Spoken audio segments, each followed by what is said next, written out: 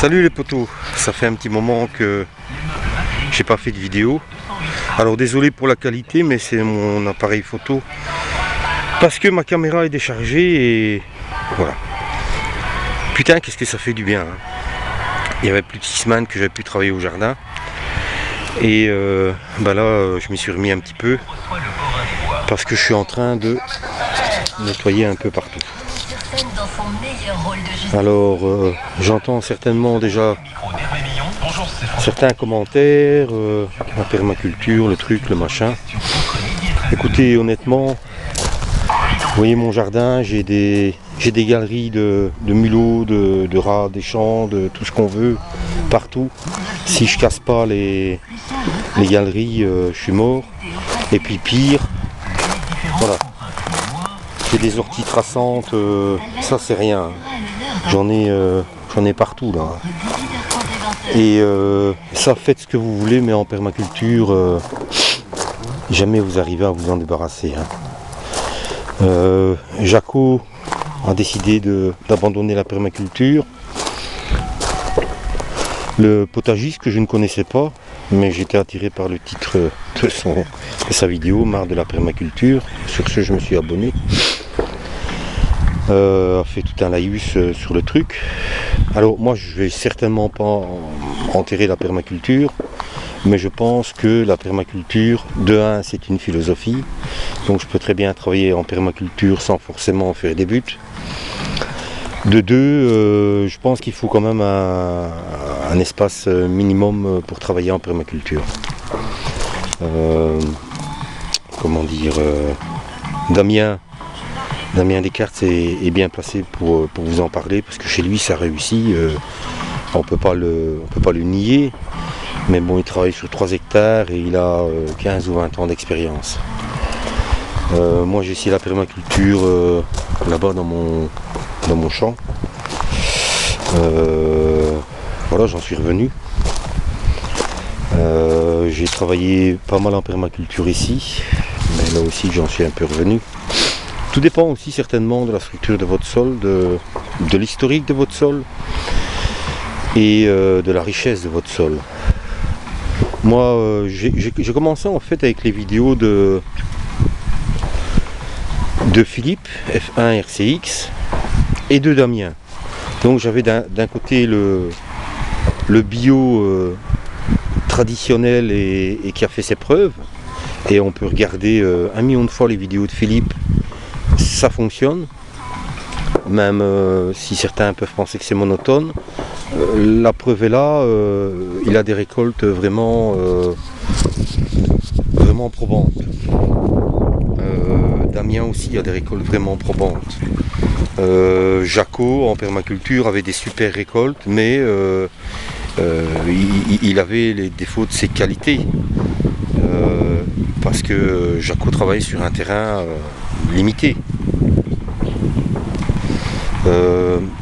J'ai vu d'un autre côté, grâce à Olivier, un potager d'Olivier qui travaille lui un mix, hein, c'est du bio, c'est un petit peu de permaculture, mais c'est quelqu'un de raisonnable, donc il écoute sa terre.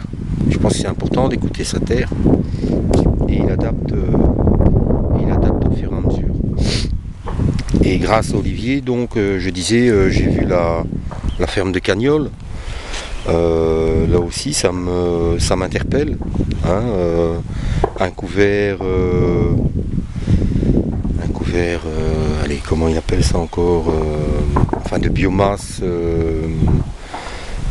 qui est recouvert par une bâche, ça fonctionne, hein.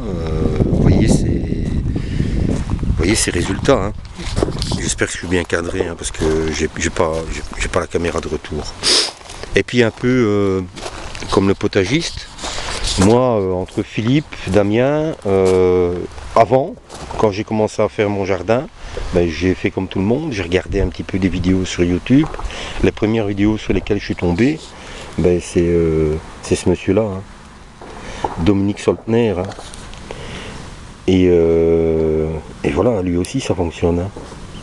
Mais c'est encore un autre mode de culture. C'est pas la permaculture, c'est pas vraiment la ferme de Cagnols. mais ça reste du bio et ça fonctionne. L'essentiel, tous autant que nous sommes, qu'on travaille en permaculture, qu'on travaille en bio, qu'on travaille comme Sotner, qu'on travaille comme la ferme de Cagnols, qu'on travaille comme qui on veut, l'essentiel c'est de nourrir le sol, c'est que le sol soit vivant. Alors oui, je suis en train de bêcher, mais ça me fait beaucoup de bien parce que j'avais besoin de ce retour à la terre depuis 5 ou 6 semaines. Hein. Mais ça, de un, j'ai déjà apporté mais énormément sur mon terrain et ça ne m'empêchera pas de remettre un couvert sur ce que j'ai bêché. Et là, l'essentiel, c'est d'apporter à manger à votre sol.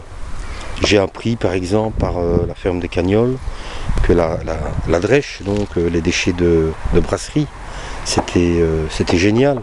Donc je vais m'atteler à essayer d'en trouver quelques fûts de 60 litres et de pouvoir, en mettre sur mon jardin. Voilà, c'est à peu près ce que je voulais dire, hein.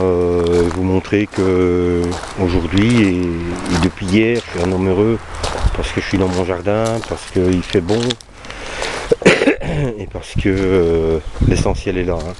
C'est de prendre du plaisir et de produire de la nourriture pour les siens. Je pense que ça se borne à ça. Mon compost qui commence vraiment à être très bien, cette semaine c'est prévu. Je vais chercher des feuilles. Donc là j'ai principalement les déchets verts que je retire de mon jardin, les déchets de cuisine, du fumier d'âne qui était déjà très bien avancé, de l'herbe, du broyat.